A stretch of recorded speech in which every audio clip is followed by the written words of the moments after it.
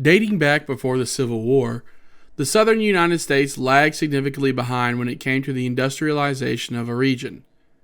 Their continued heavy reliance on an agrarian-style culture would seal their fate during the war between the states and effectively drop them a lap behind for nearly 100 years after the war.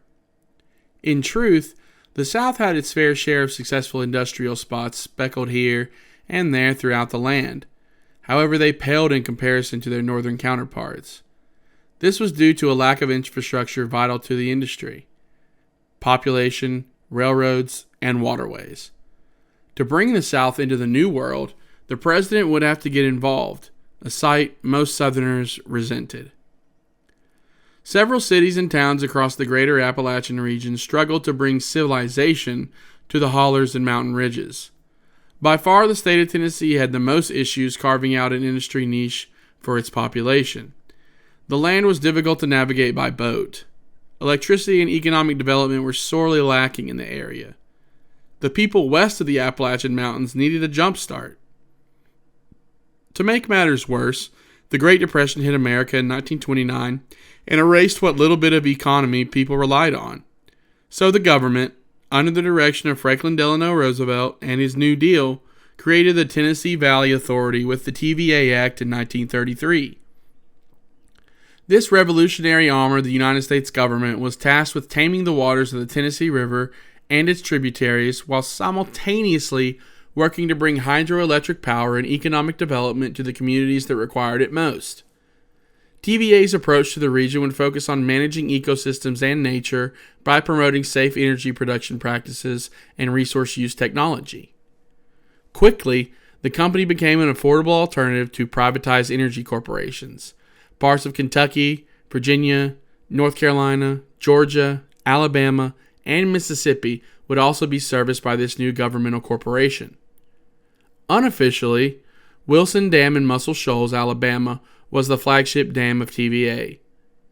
Although Wilson Dam held the company's original headquarters, Norris Dam was the first dam built completely under the congressionally enacted Tennessee Valley Authority.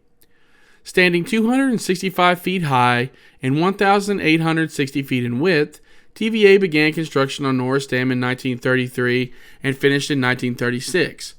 It is the largest reservoir on a tributary of the Tennessee River and has since created one of the most popular lakes in the region, Norris Lake.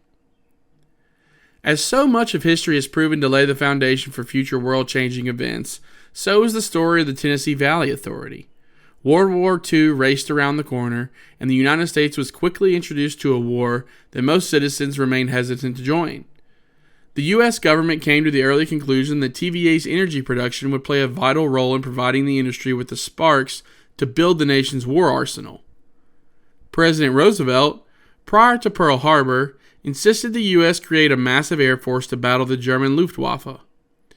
Roosevelt searched for aluminum, and he found it in the middle of TVA's service area. Alcoa Aluminum, based south of Knoxville, Tennessee, relied on energy from the private domain to power its plant. In 1941, Alcoa and TVA struck a deal that helped win the war. Alcoa gave the U.S. government a piece of land called Fontana in exchange for TVA's help with their energy needs. This deal led to a massive increase in production for the plant and our war machine.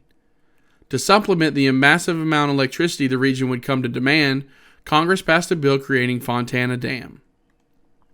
TVA continued its frenzied construction of dams to support the production of aluminum during the war effort. Cherokee Dam and Douglas Dam were completed in the blink of an eye in 1941 and 1942, respectively.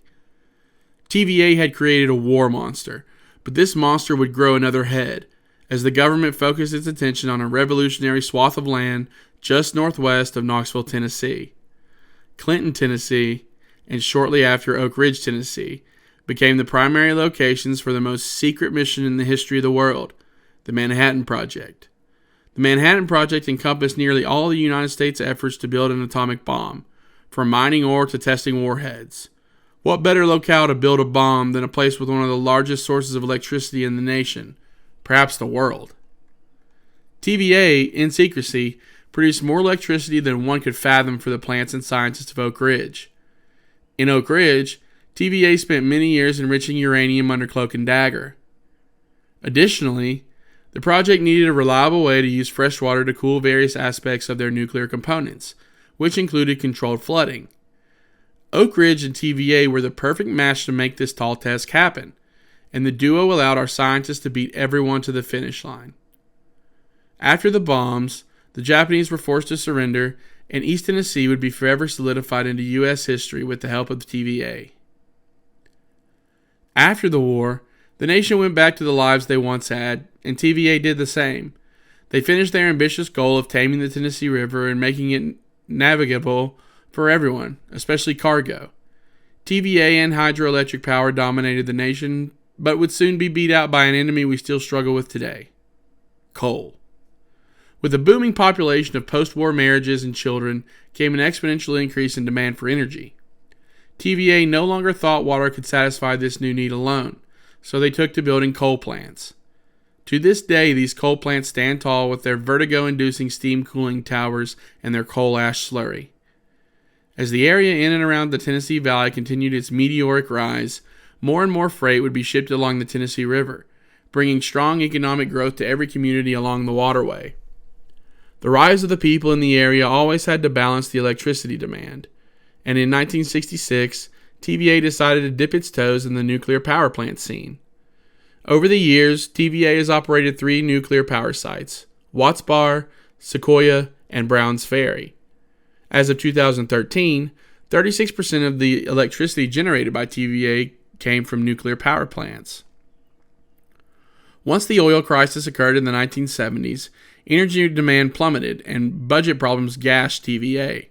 Energy costs increased and economic growth stalled. Out of the remnants of what was once a robust and dominating energy force came a company that promoted the thoughtful conservation of energy. A forward-thinking idea at the time, conservation brought TVA into the modern world of the 1990s. Throughout the decade, TVA cut costs while maximizing their production. They continued to staple the community together as an energy producer and rededicated themselves to the Tennessee Valley. The company even played a role in the whitewater events on the Ocoee River in the 1996 Olympic Games. When the 21st century hit, TVA and the people held up by its wake of economic prowess were busy enjoying recreation and consistent energy production as they had for years prior. But the byproducts of years of coal burning and a lack of government representatives loyal to East Tennessee would come back to bite the humble region. Late in December 2008, a coal ash storage pond failed in Kingsport, Tennessee, and sent 5.4 million cubic yards of ash covering 300 acres into the Emory River and the homes of Tennesseans. The accident was the biggest black eye TVA would ever have, and local lawmakers danced around it politically, sitting on their high horses. Even though TVA was overdue for new, innovative ways of storing this sludge, no one wanted to take the blame, and the people of East Tennessee watched their beloved land blacken with coal ash. The story of TVA seems all too similar to the story of other great civilizing moments in history. An entity brings unprecedented growth to its people, stalls out at the top, and ends up harming the ecosystem. Maybe we can simply chop it up to industrialization, but I believe that would be naive. Lost in all the articles written on economic growth are the hundreds of thousands of people on the other side, the many families that were displaced by Norris Dam, the communities that were obliterated by reservoirs and hydroelectric dams. Even the land Oak Ridge was built on had to be taken away from American citizens. To this day, you can see the remnants of farms in the TVA service area as grandiose silos rise from the depths of the lakes and penetrate high into the sky still, half flooded with water from a time simpler than now. With every innovation or coalescence of an idea, decisions must be made. These decisions a lot of times take away what a small number of people have to lift the population as a whole. Much like the natural world, destruction must take place before construction, and although TVA played a role in it, their eventual gift to the people of East Tennessee and beyond surpasses the short-lived negatives that came out of a revolutionary idea.